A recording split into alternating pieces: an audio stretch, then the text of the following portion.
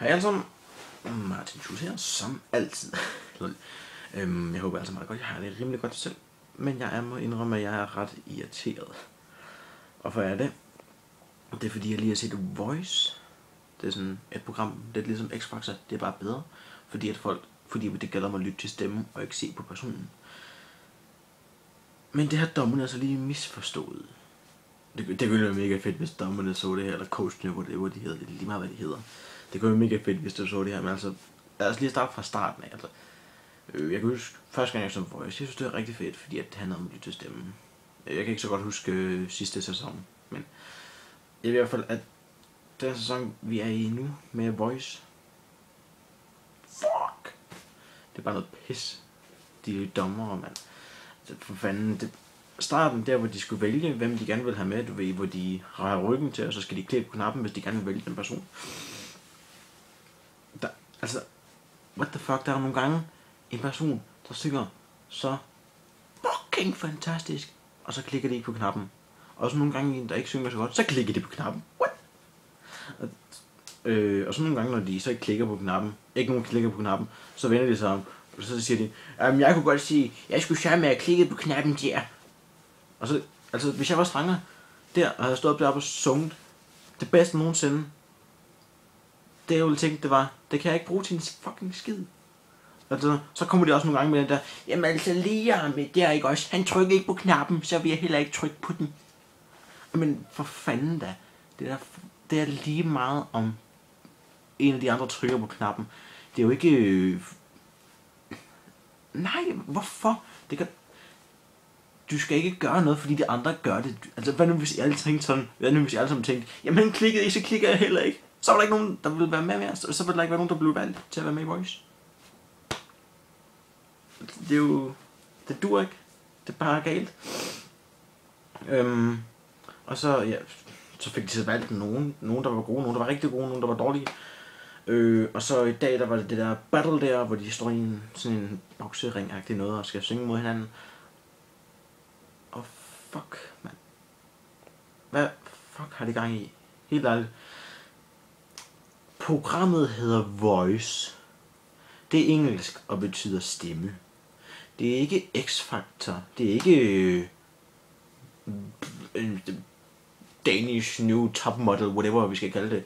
Det er ikke Paradise Hotel, whatever. Altså, det er Voice. Det handler om stemme. Det handler ikke om, hvordan de ser ud.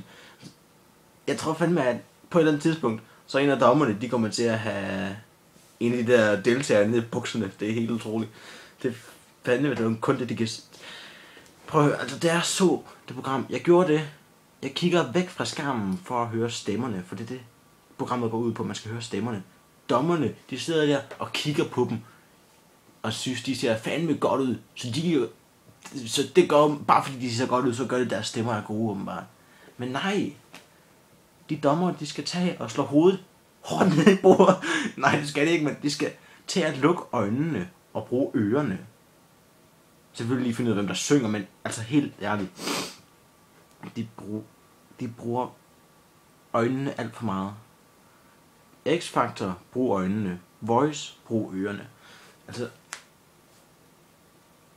hvis nogen der kan huske Asian Sensation fra X-Factor, vi må alle blive enige om, at de kunne ikke synge. De var komiske, de var meget sådan sjove og sådan noget, selvfølgelig. Sådan en helt speciel gruppeagtig noget. Men de kunne overhovedet ikke synge. Og de kom langt. Hvorfor? Fordi de var så sjove, og fordi de så godt ud og bla bla bla bla. Voice, det er sådan et program, hvor du skal have lov til at ligne en losseplads og vinde det. Bare du har en god stemme. Det fatter dommerne ikke.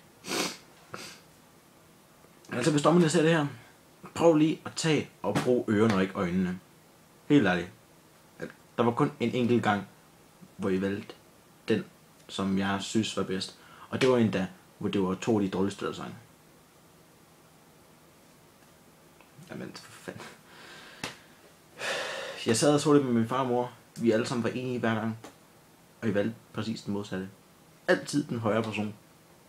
Se bort fra en enkelt gang. Og så lige i slutningen, hvor hun valgte den midterste menneske.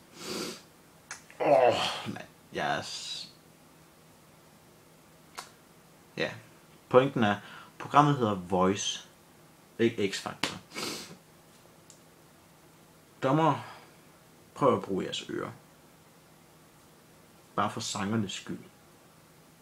Og så prøv at lade være med at tænke på, at de skal have det godt i sengen i nat. Tak. Ja, så det var det. Tak fordi I så videoen her, og så ses vi nok i næste video. Jeg håber ikke nogen blev offended af den her video. Men jeg havde bare lidt lyst til at sige min mening, fordi jeg synes godt nok, at dommerne er for latterlige. Så ja, så vi ses næste video, folkens, og så håber jeg alle sammen har det godt. Farvel.